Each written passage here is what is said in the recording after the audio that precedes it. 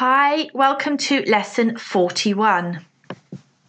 So this is the first of two lessons where we're going to be looking at the topic of articles in English. So my name's Stephanie, this is level B2 or upper intermediate, and this is lesson 41 of the course. Let's have a look at what we will focus on in this session. So in lesson 41, you will focus on when no article is needed, focus on when to use the indefinite article, and by that I mean a or an, and focus on when to use the definite article, the. So using articles can be quite tricky, and a lot of this will depend on your native language, on your mother tongue. Some languages have masculine and feminine forms, some languages hardly use articles, but in English, articles are very important. And it's really important to know some of the rules, which is what we're going to look at today. So in this session, we will focus on some specific examples of when you don't need an article, when you need a or an, and when you need the. And at the end, we will have a practice. We'll have a practice slide with some examples, and you can choose either no article, a or an, or the. In the second session, we're going to develop this topic more and look at some of the more subtle differences. But what I want to do in this session is to focus on some of the rules. I'm afraid there often are exceptions to these rules, but they are a very good starting point when we're trying to understand how to use articles correctly. So we'll have a look at the zero article to begin with, and we'll focus on the four areas when we don't need to use any article at all. Okay, so the first area, when we're talking about plural, uncountable nouns, or things in general. So in any of these situations, you do not need to use the or a. I'm going to give you some examples in a minute, but first of all, can you think of any? Can you think of some situations when you're talking about things in general or a plural or uncountable noun and you don't need an article? So here are my examples. I need some information. Information is uncountable. We don't say I need the information. I'm terrified of spiders. I like mushrooms. So we have plural nouns, and when we're talking about things in general, I'm terrified of spiders in general, not just one spider, but all of them. You don't need an article. Okay, let's move on to the second group. Before some countries, towns, streets, languages, and single mountains. Again, I will give you some examples, but first of all, maybe pause the slide and see if you can think of any for yourself. Notice I said some countries. Okay, let's have a look at my examples. I'm from England. He speaks German. I can see Mount Fuji. You will hopefully have realised that in some situations we do use the definite article. So I'm from England, but I'm also from the United Kingdom. So there are some countries that do use a definite article, but generally speaking, they don't. He speaks German, it's a language, you don't need an article, and I can see Mount Fuji, a single mountain. If we're talking about a mountain range, the Himalayas, the Alps, then you need a definite article. Okay, let's try group 3. Before some places and with some forms of transport. Again, pause the slide and see if you can give me 3 examples. Okay, let's look at mine. It's time to go home. Did you come by car? They go to work by train. Were they the same as yours? Were they similar? In all these situations, you don't need an article. Home can be confusing, but we consider home as a concept. So because it's a concept, you don't need to put an article before it. For example, the office or a office is a place. I'm going to the office. He works in an office. But home is more of a concept, so we don't need an article before it. Okay, and group 4. In exclamations with what and an uncountable noun. Again, can you give me 3 examples of using what and an uncountable noun with no article before it? Let's have a look at my examples. What terrible weather! What incredible music!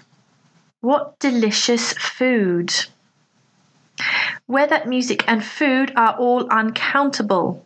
We don't say what a terrible weather or what the delicious food.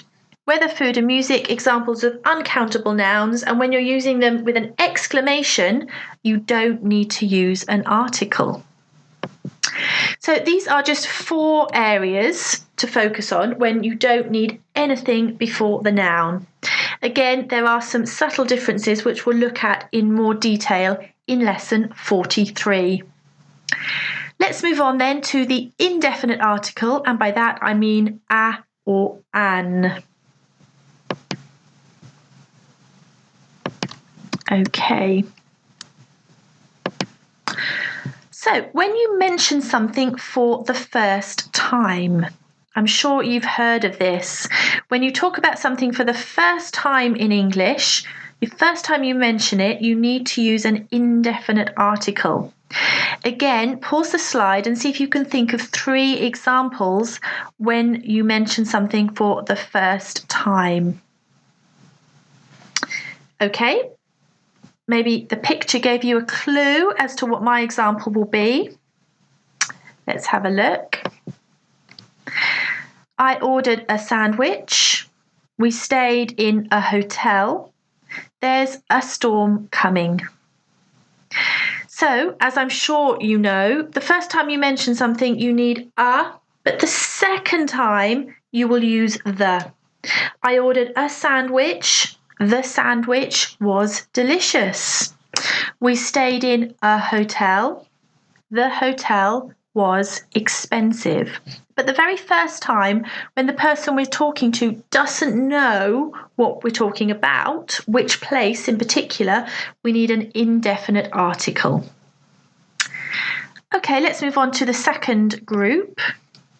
So this is a nice easy one, before singular countable nouns. And you know this by this point. If you have a singular countable noun in English, you have to use an article. 3 examples, please. Okay, let's see what mine are. Again, the picture might be a clue. I'd like a coffee. I saw a seagull. She has a sister. Now, I included the first one because I want you to think about this. When you read the word coffee, perhaps you're thinking uncountable. But remember, in English, when we use it like this, we're referring to a cup of coffee, which of course is a singular countable noun. So sentence 1, I'd like a cup of coffee. But in everyday speech, we would eliminate a cup of and just say a coffee. So in this context, we're using coffee as a singular countable noun. Okay, hopefully you had 3 good examples there. Let's move on to another very easy area where we have to use an article before jobs. So again, can you give me 3 sentences where you use an indefinite article before a job? Let's look at my examples together. I'm a teacher. She's an architect. My friend is a doctor. This is a nice, easy rule to remember because jobs in English need an article. Okay, and group 4. When we're using expressions such as once a week, twice a day, £1 a kilo, we need an indefinite article. Can you think of any more examples following this pattern? Okay, here are mine. He delivers 5 times a day. I get the car cleaned once a month. The price is £2.75 a kilo. So expressions like this, we need to use the indefinite article when you're talking about how many times, how often something is done. Okay, so we've covered the zero article, we've covered the indefinite article. The final group, the third group to look at is the definite article. That's using the. So again, 4 groups to consider. When there is only one of something. So again, this is a nice, easy rule you can apply. When there's only one of something, you need to use the before the noun. Can you think of some examples? Okay, let me share mine. The internet has revolutionized research. The Eiffel Tower is iconic. The sky is clear. You can see the moon. So in each of these examples, I'm referring to something and there's only one. There's only one Eiffel Tower. There's only one internet. There's only one sky. And for us, there's only one moon. So I use a definite article, the. Okay, hopefully you had some good examples of items, of things that there are only one of. Okay, let's move on then and have a look at the second group. Okay, the second group is when we refer to something specific or when the listener understands what we are talking about. Again, good idea if you can give me some examples. Let me share mine with you. The view is amazing. I'm going to the supermarket after work. Can you pass the salt, please? So 3 situations when the person I'm talking to knows what I am referring to. I'm talking about something specific. I'm not talking in a general sense. When I say the view is amazing, I mean the view I'm looking at, not all views. Okay, group 3. When you talk about groups of people. Now, I've given you a picture here as a clue, as an idea of what I might be thinking of, but can you give me 3 examples of groups of people where you might use the? Okay, here are my ideas. The candidates were all excellent. The rich don't pay enough taxes. The injured were too numerous to count. So the candidates, the rich, the injured, in these examples, I'm talking about groups of people, and we need a definite article. Okay, the last group with the names of oceans, seas, rivers, canals, and some countries, which we've already mentioned. So hopefully you have an idea for this. But can you think of some examples when you need to use the in front of countries and also oceans, seas, rivers, or canals? Okay, the flag is a big clue, but let's see my examples. I'm on a cruise in the Mediterranean. The Amazon is in South America. I come from the United Kingdom. So as we said before, England doesn't need an article, but the United Kingdom does. And in general, when you're talking about other countries with United, you'll need an article. The United States, the United Arab Emirates all need the. Also, if we're talking about groups of islands that make up a country, think of the Maldives, the Philippines. Again, you need a definite article. So, as we said, there are always, unfortunately, exceptions to some of these rules. Most countries, you don't need an article, but some you do. Okay, so I think we are ready to practice. So what I'm going to do is to show you a slide with 10 sentences. And in each sentence, before the noun, there might be more than one noun in the sentence, you have the option of no article, a or the. So you have a choice of 3. If you need no article, if you need an indefinite article, or if you need the definite article. And the examples all refer to the rules that we've looked at. Are you ready? Okay, let's have a look at the practice slide together. So, number 1, Sally is nurse. She cares for sick. Number 2, Statue of Liberty is in New York. Number 3, I like coffee, but I don't feel like coffee right now. Number 4, Robin Hood robbed rich and gave to poor. Number 5, I'd like to have piano, but I can't play piano. Number 6, euro is the currency in France. Number 7, I enjoy holidays in mountains. Number 8, information is available at front desk. Number 9, I noticed couple waiting.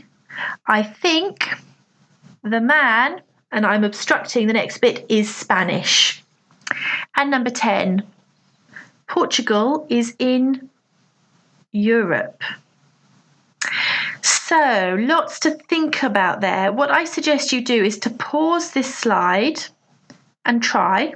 Pause the slide and try and see if you have an idea whether it's no article, a or the. So read through each sentence and see what you think, and then go back and refer to the slides to see if you are correct. Have a go first and then refer back to the relevant slide. But pause now because I'm about to reveal the answers. Okay, how did you find that? Hopefully, when you refer back to the slides, they gave you an indication as to whether you were right or wrong, but let's check the answers together. So number 1, Sally is a nurse. She cares for the sick. Number 2, the Statue of Liberty is in New York. Number 3, I like coffee in general, but I don't feel like a coffee right now. Number 4, Robin Hood robbed the rich and gave to the poor. Number 5, I'd like to have a piano, but I can't play the piano. Number 6, the euro is the currency in France. Number 7, I enjoy holidays in the mountains. Number 8, Information is available at the front desk. Number 9, I noticed a couple waiting. I think the man is Spanish. And number 10, Portugal is in Europe. Okay, how did you do there? Maybe number 9 caught you out because you're thinking that the first time you mentioned man, I think a man is Spanish. But because we've talked about a couple and the man is part of the couple, we understand it as the second time it's mentioned, which is why it's the man is Spanish. If you have got any of these incorrect, go back and have a look at the section, whether it's 0, indefinite or definite, to see why. Hopefully that's clarified articles a little bit for you.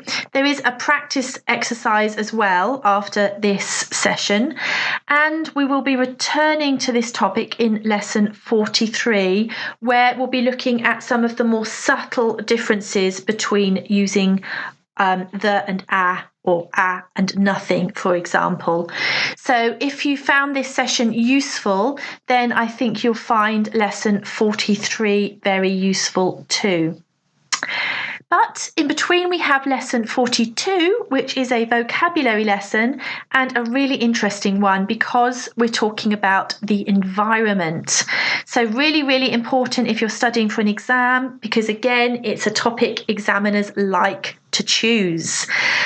So please join me for lesson 42, and thank you for watching lesson 41. I'll see you next time.